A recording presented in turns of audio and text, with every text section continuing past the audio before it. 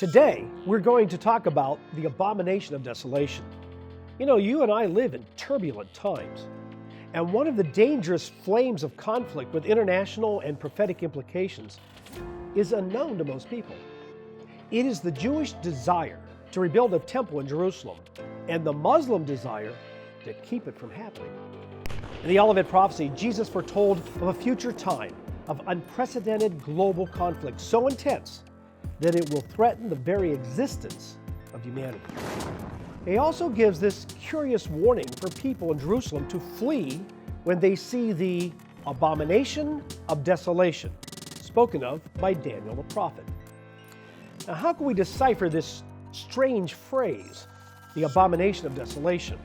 And what does it have to do with the Jewish desire to rebuild a temple in Jerusalem? You know, the Middle East is a focal point of biblical prophecy, and it has far-reaching implications. How will future events in Jerusalem affect your life? Well, today, we're going to explore and answer what is the abomination of desolation.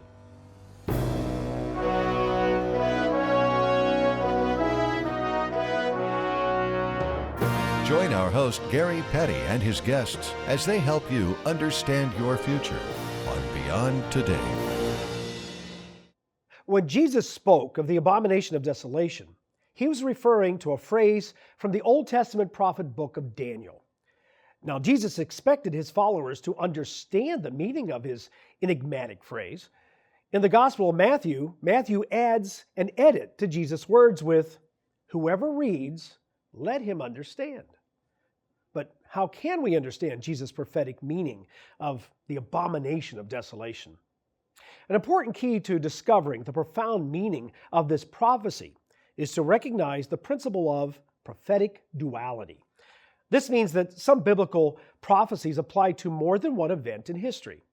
A prophecy may be partially fulfilled at a specific time in history, but will have a more complete fulfillment at a later time. To understand Christ's words about the abomination of desolation, we need to recognize that Daniel's prophecy, where the term is first used, has two fulfillments. One that has already happened in the past, and one that is yet to happen in the future. To comprehend the full story, we must go back in time to a Babylonian king troubled by a nightmare. When the Babylonian ruler Nebuchadnezzar invaded the kingdom of Judah around 605 BC, he took many of the most intelligent and talented Jewish youths to Babylon to serve in his court. Now, Daniel, who wrote the Old Testament book that bears his name, was taken to Babylon with the first of the Jewish captives. There he was trained to serve in Nebuchadnezzar's government. Daniel tells us that Nebuchadnezzar was troubled by a dream. In this dream, he saw an image of a statue of a man. The image had a head of gold, chest and arms of silver, stomach and thighs of bronze, and lower legs and feet of iron and clay. Through Daniel, God revealed to the king that Babylon was to be the first in a great series of 4 empires. Now, history shows that these 4 kingdoms to be the Babylonian, Persian, Greek, and Roman empires. The head of gold represented Babylon, the chest and arms, the Persian Empire, the stomach and thighs, the Grecian Empire, and the lower legs and the feet, the Roman Empire. Now, with the knowledge of the 4 successive empires in mind, let's look at a prophecy in Daniel chapter 8. Daniel had a vision of a ram imbued with the power to stand against all other animals. A goat with a large horn attacks and destroys the ram. The goat's large horn grew strong, but broke off and was replaced by 4 smaller horns. Out of these 4 horns would grow an even smaller horn that would invade the glorious land, establishing the transgression of desolation. So how can we make any sense of Daniel's vision of a ram and a goat? Well, there are 2 important terms in this passage we need to look at. One is the glorious land. You know, Jerusalem is ground zero for biblical prophecy. The glorious land is a reference to the land of Israel. The second term is the transgression of desolation. 2 other passages in Daniel mention events known as the abomination of desolation. And you can get more details about the prophecies in Daniel that we're covering on today's program by going to beyondtoday.tv.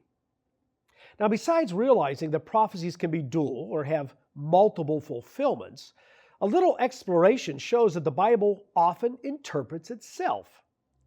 If we read just a little farther in Daniel 8, we find that God sent the angel Gabriel to reveal to Daniel the meaning of the vision. Gabriel explains to Daniel that the ram represents the kingdom of Persia and the goat, the kingdom of Greece. The goat's large horn represents the first Grecian king. The 4 horns represent 4 more kings who would follow the first king. This is a remarkable prophecy of events that happened actually many years after Daniel's death. It is also important to what we're discussing today because it is a Greek king who brings about the first abomination of desolation. And we'll see the relevance of that in just a moment. The Greeks, under Alexander the Great, who is the great horn of Daniel 8, overthrew the Persian Empire in 331 BC. Alexander, after conquering much of the known world from the Mediterranean to India, died in his early 30s, around 323 BC. The Greek Empire was thrown into confusion and divided among 4 of Alexander's generals. Now, these generals are the 4 horns that followed the first great horn, the first king. Historians record that the 4 kingdoms rising out of Alexander's empire eventually came together into a northern kingdom ruled by the Seleucids and a southern kingdom ruled by the Ptolemies. Now, according to Daniel's vision, these 4 kings were to be followed by a little horn, a king who would come after the division of the empire into 4 parts. This little horn, a Grecian king, is prophesied to invade the glorious land. Now remember that the glorious land is the land of ancient Israel, which is the same area as modern-day Israel. In Daniel 8:11, we find that this king, quote, even exalted himself as high as the prince of the host, and by him the daily sacrifices were taken away, and a place of his sanctuary was cast down. Now notice verse 12. Because of transgression, an army was given over to the horn to oppose the daily sacrifices. The prophecy of the little horn, it's a Grecian king who would come after the death of Alexander the Great and the division of the Greek Empire, involves the cessation of the daily sacrifices in the Jewish temple, which he enforces by military power. Now remember, Daniel was given this prophecy during the Jewish Babylonian captivity. At the time of Daniel's prophecy, Solomon's temple had already been destroyed by the Babylonians. There were no daily sacrifices being offered in Jerusalem. For this prophecy to be fulfilled, there had to be a future second temple. Shortly after Daniel wrote his book, God began to intervene in human history. Jewish refugees were allowed to return to their homeland. Under the leadership of men like Ezra, Nehemiah, and Zerubbabel, the Jews rebuilt Jerusalem and the temple and renewed the temple sacrifices. These events had to happen before Daniel's prophecies could even be fulfilled. Daniel's vision then sweeps across the time some 3.5 centuries to 167 BC.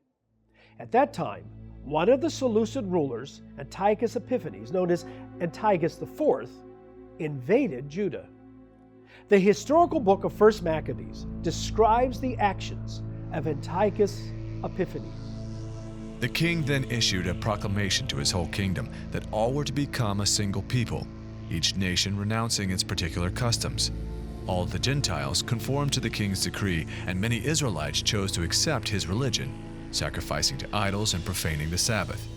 The king also sent edicts by messenger to Jerusalem and the towns of Judah, directing them to adopt customs foreign to the country, banning burnt offerings, sacrifices, and libations from the sanctuary, profaning Sabbaths and feasts, defiling the sanctuary and everything holy, building altars, shrines, and temples for idols, so that they should forget the law and revoke all observance of it.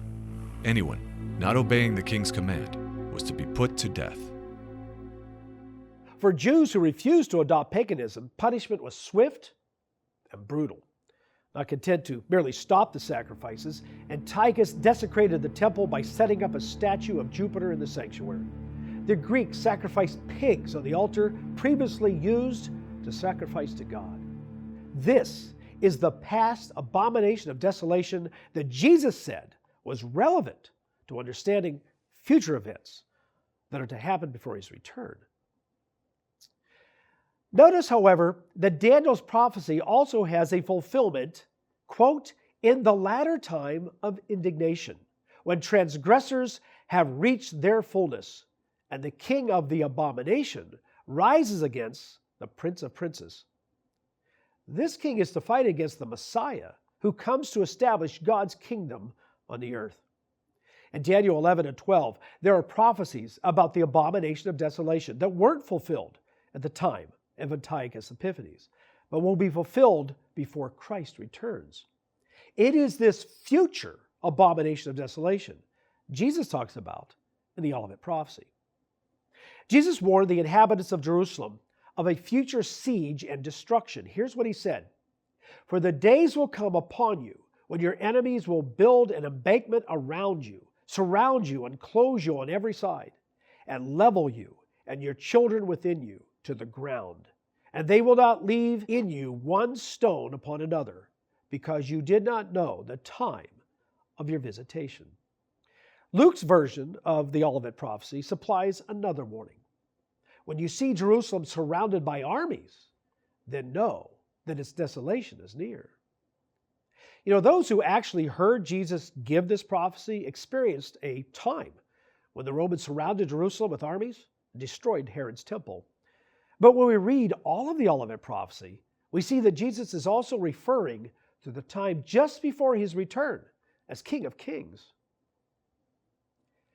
Just as the partial fulfillment of the abomination of desolation by Antiochus Epiphanes involved invading Jerusalem, desecrating the temple, and forbidding the daily sacrifices, the future fulfillment will involve armies surrounding Jerusalem and the cessation of animal sacrifices.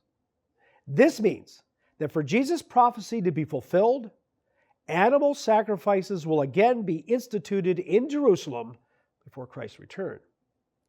You need to be aware of an important movement in modern Israel to rebuild a third temple. An organization called the Temple Institute in Jerusalem has been working for years towards this end. They have even established a school to train men who have been carefully identified as descendants of the ancient priestly tribe of Levi. They studied the Torah and reproduced the temple utensils and priestly garments to precise specifications, including the garments worn by the high priest. Through genetic engineering, they are attempting to reproduce the red heifer. This animal is needed as a sacrifice to purify the temple. According to the prophecies of Daniel, sacrifices outlined in the ancient laws given to Israel will once again be established in Jerusalem. With the Muslim occupation of the Temple Mount, this seems utterly impossible. Well, the Bible reveals that there is coming a time when unbelievable events will bring about the reestablishment of Jewish sacrifices. This is one of the important signs that the return of Jesus Christ, the Messiah, is close at hand.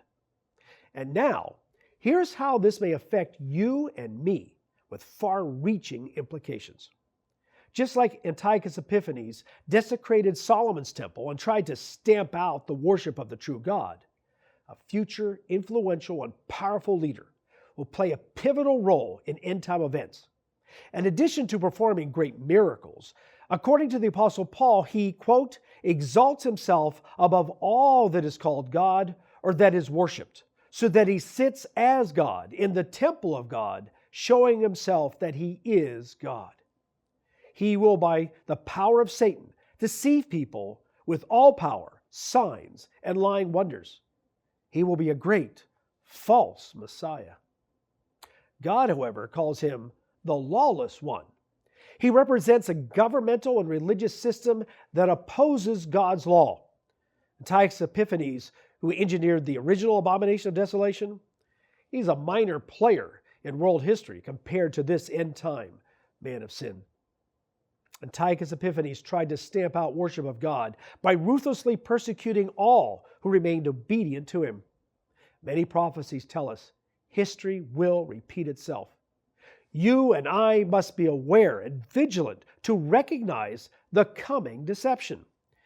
Jesus encouraged his followers to watch therefore, for you do not know what hour your Lord is coming. Understanding these two fulfillments of the abomination of desolation helps us know what to watch for in world events amidst the growing conflict and chaos and violence. Now we're going to discuss the abomination of desolation with the Beyond Today panel, but first, let's recap what we've covered so far. First, Christians need to watch for a religious movement to reintroduce daily sacrifices in Israel. 2, Christians need to watch for the rise of the man of sin, a charismatic leader who claims to speak for God. And 3, Christians need to watch for the geopolitical events that will lead to armies amassing around Jerusalem.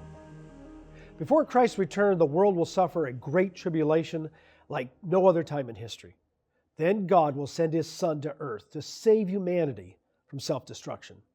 Understanding the prophecies about the abomination of desolation will help you watch for and prepare for these end-time events. To continue to explore what Jesus meant by the abomination of desolation, we're joined by fellow Beyond Today presenter Darius McNeely. Matthew adds this comment to Jesus' prophecy about the abomination of desolation. Whoever reads, let him understand. Why would he add this comment to what Jesus said? Well, it's a part of the inspired scripture, Gary, so there's a very important lesson for any student of prophecy to look at. Obviously, this topic of the abomination of desolation is a very key event. Christ talks about it. He pulls it in from the book of Daniel and highlights it in this very important Olivet prophecy. Students of prophecy, no matter where they dip into the topics, always come out with differing ideas and differing interpretations. On this one, it is very critical to understanding a great deal about prophecy and about the Bible. But the understanding has got to be coming from a proper historical setting of the Jesus himself in front of the temple, there on the Mount of Olives, and the event of Antiochus Epiphanes that you were talking about there and what he did. That was an event, even to Christ's own audience, that was rather fresh in their minds, even though it had been less than 200 years in the past. But because of the severity of persecution, the significance of it as an event upon their own national history, kind of like with America or Australia today, and events of the last century impacting even generations today, that event had impacted Christ, and they knew about it. Even their historian Josephus had talked about that. So it was a very real event that they understood. As we seek to understand it, we've got to go back and understand the setting of the Greek world, the impact of Jerusalem within that setting, how all of that impacted them, and the religious significance of such an act of sacrilege that was done in the temple upon the people and in its relationship, the relationship to God, the Creator God, what that meant to him. All of this is very, very important. Understanding it properly comes out with a proper interpretation. What you just said is very important in that those people were hearing Jesus talk. Yes. They knew about Antiochus Epiphanes, and they called that the abomination of desolation. So they understood that what he was talking about there was going to come a future destruction of the temple. So that's very important. Yeah, and they, still living in a sense with generational memories that was very, very long, recognized that it was a horrendous event Christ was talking about. Okay, so Matthew adds this comment that, look, you better look beyond what they were just seeing even then. So what can we do or how can we go back to Daniel? What can we take from that abomination of desolation and apply it to what we know are the future events before Christ's return? Good question. Here we are, the 21st century. We look at Jerusalem, the Middle East, and the world situation today. And it's very easy to make the connection between our time today and what Jesus was talking about, even to the point of Daniel's day. And what Daniel was talking about actually took place in the 2nd century BC. Jerusalem, the city, Judea, the land of Israel, the land of promise, Palestine today, state of Israel, all of that, at that time of the setting of the Abomination of Desolation, Jerusalem was a kind of a pawn caught between the world powers of the day. And the great world power at that moment was Greece and its aftermath. You had the king of the north and the king of the south anchored in what is today Syria and Egypt. The Ptolemies, Seleucids. Right, Yeah. right. And Jerusalem was right in the middle. And it was kind of a pawn. And we read about Jerusalem becoming the capital of either a Palestinian state or the capital of the state of Israel, and the contention that is there. So you start with Jerusalem and understand its biblical, historic, prophetic, spiritual importance. You have number one. So the Abomination of Desolation is going to be right there in Jerusalem. Okay. In Jerusalem, yes. Secondly, religion. Understanding the role of religion in the entire conflict is critical too. Today, Jerusalem is the seat of three great world monotheistic faiths: Judaism, Islam, Christianity. And there is great deal, it's a simmering cauldron. The Jews want to go up on the Temple Mount, make sacrifices, as you were talking about. That would inflame the Muslim world. That would create an international situation. You still have a very strong Christian presence there. And at times there's a thought or a desire that maybe someone out of the Christian world would be a mediator in the conflicts that are simmering in the surface there. So religion is still... It's the catalyst. It's the catalyst there. So Jerusalem as a geopolitical point on the compass, religion, and its role in the life of the nations, you can't deny it. Understand that, and you are more than halfway there to a critical understanding of this prophecy. And of course, it's interesting, this also involves armies, multiple nations coming together. So this is going to be a focal point too of violence. And even today, Israel, the state of Israel, is it's an armed camp. Yeah. They are under siege always. They have nuclear weapons. There is the threat of nuclear annihilation from other countries. They are constantly on alert. Some type of a religious, spiritual incident that could spark what you're talking about there is not very far from the imagination. When we look at the end time Antiochus Epiphanes, when we look at the end time man of sin, it says he deceives the world. Right. How can Christians be sure that we're going to be able to resist that, understand that, and not be deceived? Well, it is more than Christians. Scripture says that the entire world will be deceived. All religions, people of all faiths, and even people of no faith will be deceived. I think that we need to look for the spiritual answer to that as something, in a sense, likely even far beyond what we can even imagine today, even with the prevalence of the three religions I talked about. But even people who read the Scriptures and have an understanding that something could happen, and they plot out a way by it happening with the current map, they are subject to being deceived. I think that what the book of Revelation and Christ's own words tell us is that we have better be looking far deeper than anything we can imagine for the type of deception that is described there as a man sitting in a place claiming to be God, and miracles that are causing people to worship a being, a figure, in a way unlike any in past history. What I find interesting, it's an ecumenical movement. It is. Because all religions are involved. So this is going to be not something that happens in... I would call it a spiritual movement beyond anything the world has seen to that point. Good way to put it.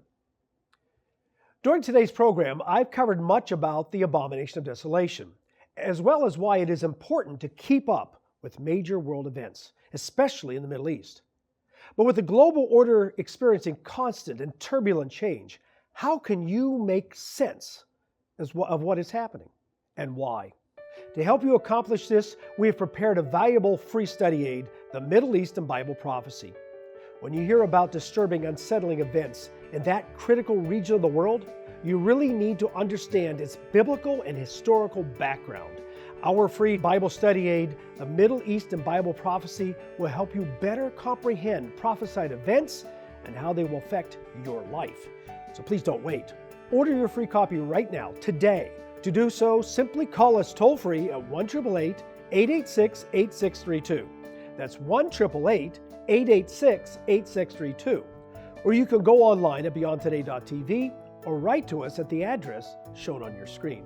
And when you order your free study aid, we'll also send you a free subscription to Beyond Today magazine. Each issue of Beyond Today contains well-researched articles designed to strengthen you and your family life and assist you in better comprehending the Bible and what is ahead for your world. Again, to order your free study aid, The Middle East and Bible Prophecy, and your free subscription to Beyond Today magazine, call 1-888-886-8632 or go online to beyondtoday.tv to read or download them. And you can even learn more about the deep truths of the Bible. To help you do this, please join my fellow Beyond Today host and me every other Wednesday night for our live online Bible studies at beyondtoday.tv. In these Bible studies, we discuss in detail a wide variety of fascinating biblical topics. Of course, if you're unable to join us live, you can watch all of these informative Bible studies, which are archived on our website. And when you visit beyondtoday.tv, we invite you to watch BT Daily. These 2 to 4 minute daily videos are on a range of Bible topics and current events. BT Daily is a wonderful way for you to obtain helpful insight about Bible prophecies and our Creator's great plan for you and all humanity. Plus, you can watch BT Daily and our regular Beyond Today programs anytime on YouTube, Apple TV, Amazon Fire TV, Roku, and other streaming-enabled devices. Hi, I'm Steve Myers. We would love to have you come and visit and worship with us. We have hundreds of congregations around the United States and across the world. We're committed to growing in our relationship with God the Father and Jesus Christ, as well as fellowshipping with each other. We've found God's way is the best way to live. We're looking forward to meeting you soon. Come and join us. Whoever reads, let him understand. That is what Matthew wrote to those who would read Jesus' prophecy about the abomination of desolation. To not understand is to risk being deceived to following the coming Antichrist. Watch for a growing movement in Judaism and Christianity to rebuild a Jewish temple in Jerusalem and renew the temple sacrifices. Watch for the rise of a charismatic leader who will promise worldwide peace and claim to speak for God and be worshiped as God. Perilous times are coming upon all humanity. Only God can save those who are faithful to Him, those who strive to live by His ways. Join us next week on Beyond Today as we continue to discover the gospel of the kingdom of God. We also invite you to join us in praying, Thy kingdom come. For Beyond Today, I'm Gary Petty. Thanks for watching. For the free literature offered on today's program, go online to beyondtoday.tv. Please join us again next week on Beyond Today.